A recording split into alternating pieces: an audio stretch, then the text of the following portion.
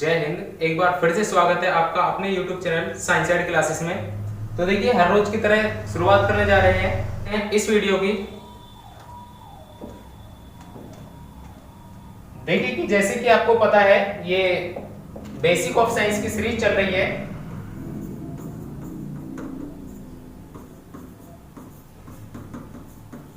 Basic of science, जैसे कि आपको पता है, ये पार्ट नंबर 5 है, यानी कि लेक्चर नंबर 5 है।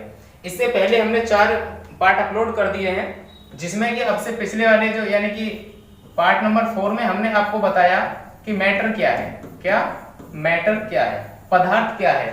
तो अब हम बात करने वाले हैं पदार्थ के वर्गीकरण के बारे में, यानी कि क्लासिफिकेशन ऑफ मैटर। ठीक है, तो इस वीडियो में हम बात करेंगे पदार्थ का वर्गीकरण। किसकी बात करेंगे? शुरुआत करते हैं एक मोटिवेशनल थॉट के साथ में कि आपको सफल होने के लिए आपको अपने काम से प्यार करना पड़ेगा। चाहे आप जो भी काम करते हो, आपको अपने काम से बहुत ज्यादा प्यार करना पड़ेगा, तभी आप सफल होंगे। देखिए, आपका या तो कोई भी खेल हो, जो भी आपका गोल है, उससे आप प्यार करिएगा, जब ही आप सफल। जिसने भी खुद को खर्च किया है गूगल पर, उसी को सर्च किया गया है। देखिए, यदि आप कुछ अच्छा करेंगे और अपने समय को मतलब कि एक अच्छे काम में व्यतीत करेंगे, तो लोग आपको जरूर गूगल पर सर्च मारेंगे। देखिए, पदार्थ का वर्गीकरण दो प्रकार से किया गया है। नंबर 1 आपका बेटा भौतिक वर्गीकरण,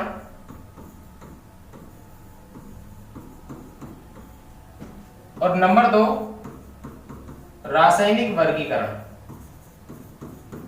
भौतिक वर्गीकरण और रासायनिक वर्गीकरण। भौतिक वर्गीकरण यानी कि भौतिक अवस्था के आधार पर पदार्थ को 3 भागों में बांटा गया है। कौन कौन से 3 भाग हैं वो? नंबर 1 ठोस, द्रव और गैस, यानी कि सॉलिड, लिक्विड और गैस। 3 अवस्थाओं में बांटा गया है। और इसी तरीका से रासायनिक वर्गीकरण को देखते हैं, तो रासायनिक वर्गीकरण भी 2 भागों में विभाजित है। नंबर 1 होता है शुद्ध पदार्थ, और नंबर 2 होता है मिश्रण। देखिए, शुद्ध पदार्थ को भी 2 भागों में बांटा गया है, धातु और यौगिक में। धातु और यौगिक में देखिए, धातु को भी 3 भागों में बांटा गया है। नंबर 1 आपका धात्विक, अधात्विक, और नंबर 3 है उपधात्विक धातु। देखिए, यौगिक को भी आपके 2 भागों में बांटा गया है। नंबर 1 कार्बनिक, और नंबर 2 अकार्बनिक। कार्बनिक और अकार्बनिक 2 प्रकार के। देखिए, मिश्रण जो होता है वो भी आपका 2 भागों में डिवाइड होता है। कौन कौन से 2 भाग हैं वो? एक तो बेटा आपका समांगी और एक विषमांगी। ठीक है, तो देखिए, पदार्थ का वर्गीकरण यानी कि भौतिक वर्गीकरण और रासायनिक वर्गीकरण। भौतिक वर्गीकरण के आधार पर 3 प्रकार में बांटा गया है, ठोस, द्रव और गैस। इसी तरीके से रासायनिक वर्गीकरण के आधार पर 2 प्रकार में बांटा, शुद्ध पदार्थ और एक मिश्रण। देखिए, शुद्ध पदार्थ के रूप में भी 2 प्रकार होते हैं आपके, धातु और यौगिक। जो एलिमेंट्स होते हैं वो आपके शुद्ध होते हैं, और जो कंपाउंड्स होते हैं वो भी शुद्ध होते हैं। और जो धातु होते हैं बेटा, वो 3 प्रकार के होते हैं, धात्विक, अधात्विक और उपधात्विक। ठीक है, यौगिक भी 2 प्रकार के, कार्बनिक और अकार्बनिक। मिश्रण भी 2 प्रकार के, समांगी और विषमांगी। देखिए, आज के आपको फिजिकल क्लासिफिकेशन दिया है और ये आपको केमिकल क्लासिफिकेशन दिखाया है। ये प्योर मैटर है और ये मिक्सचर है आपका। धातु को इंग्लिश में बेटा एलिमेंट्स कहते हैं और यौगिक को कंपाउंड्स कहते हैं। जो धात्विक है ये आपके मेटलॉइड हैं, यानी कि मेटल, और ये नॉन मेटल और ये मेटलॉइड होते हैं। देखिए, जो आपके धात्विक तत्व हैं यानी कि ये मेटल हैं, और ये नॉन मेटल हैं, और ये आपके मेटलॉइड्स हैं। क्लियर? कार्बनिक यानी कि ऑर्गेनिक कंपाउंड्स, और जो अकार्बनिक हैं यानी कि इनऑर्गेनिक कंपाउंड्स हैं। समांगी को होमोजेनियस कहते हैं और विषमांगी को हेटेरोजेनियस मिक्सचर कहते हैं। क्लियर? यहां तक बात समझ आई? तो स्क्रीनशॉट ले लीजिएगा, आगे चलते हैं।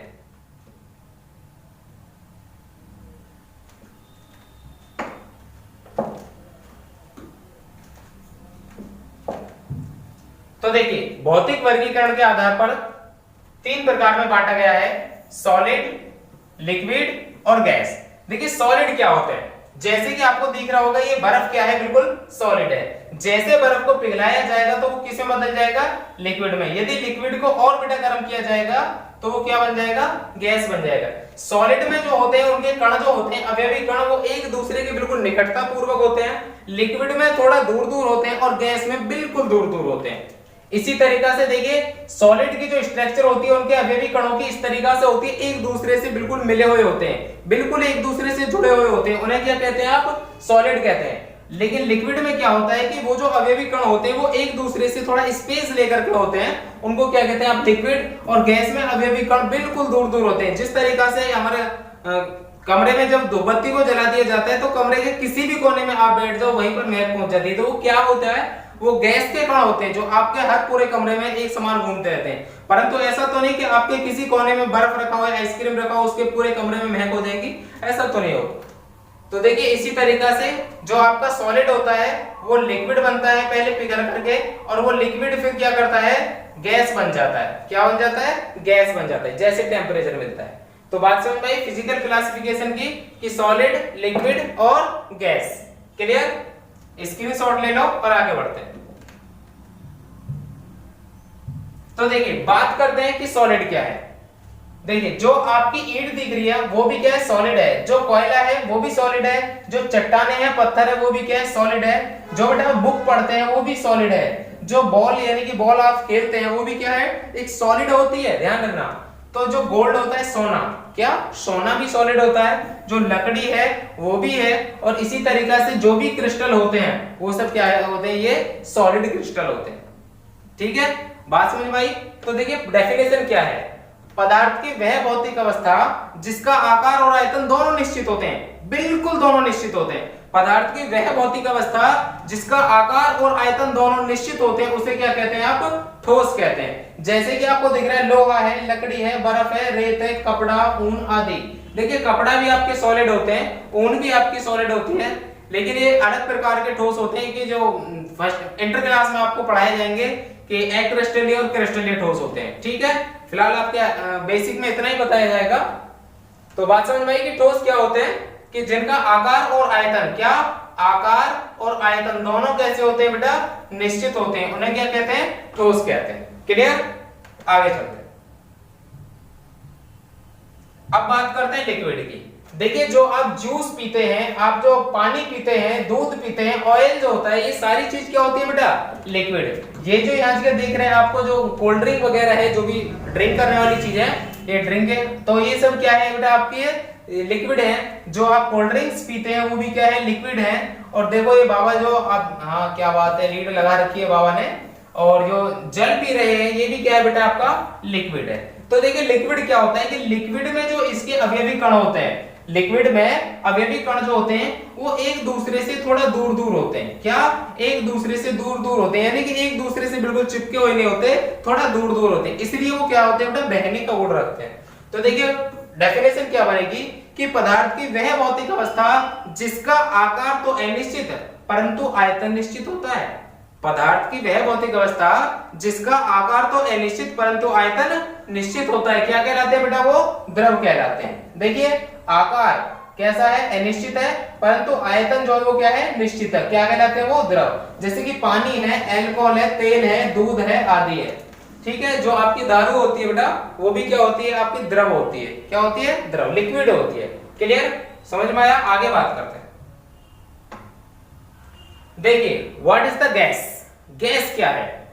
तो देखिए गैस क्या है, जो गुब्बारे में भरी जाती है वो भी गैस है बेटा, जो हवा है वो भी गैस है, हीलियम गैस का जो गुब्बारा होता है वो उड़ जाता है। तो गैस के जो कण होते हैं बेटा, गैस के जो अवयवी कण होते हैं वो एक दूसरे से काफी दूर दूर होते हैं, यानी कि इनके बीच में अट्रैक्शन बल जो होता है लगभग नगण्य होता है, ये बिल्कुल एक दूसरे से दूर दूर होते हैं, इसीलिए क्या हो जाता है कि आसानी से उड़ जाती है जो गैसेस होती हैं।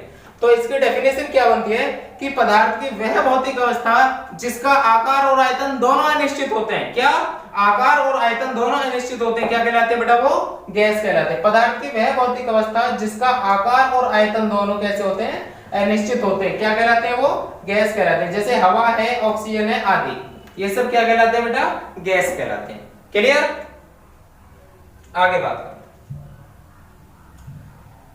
अब देखिए पदार्थ की जो तीन भौतिक अवस्थाएं, उनके अलावा तीन और भौतिक अवस्थाएं। नंबर 1 बेटा आपकी सॉलिड होगी, नंबर 2 लिक्विड और नंबर 3 गैस। नंबर 4 होती है आपकी प्लाज्मा, नंबर 5 होती है बॉस-आइंस्टाइन कंडेंसेट और नंबर 6 होती है चेन मार्टेड स्टेट। देखिए ये प्लाज्मा है, क्या? ये प्लाज्मा है। जब सॉलिड को पिघलाया जाता है तो वो लिक्विड में बदलता है, और लिक्विड को और गर्म किया जाता है तो वो गैस में बदल जाता है, और गैस को और अधिक टेम्परेचर पर गर्म किया जाता है तो वो स्थिति क्या कहलाती है? प्लाज्मा कहलाती है। क्लियर? और ये बॉस-आइंस्टाइन कंडेंसेट है, यानी कि 5वीं स्टेट है किसकी?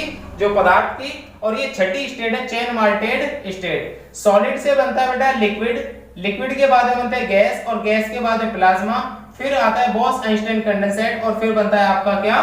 फॉर्मिक कंडेंसेट या चेन मार्टेड स्टेट। क्लियर? समझ में आया? तो ये आपका चेन मार्टेड स्टेट का ही एग्जांपल। तो इस वीडियो में इतना ही। Thanks for watching this video. मिलते हैं नेक्स्ट वीडियो में। जय हिंद।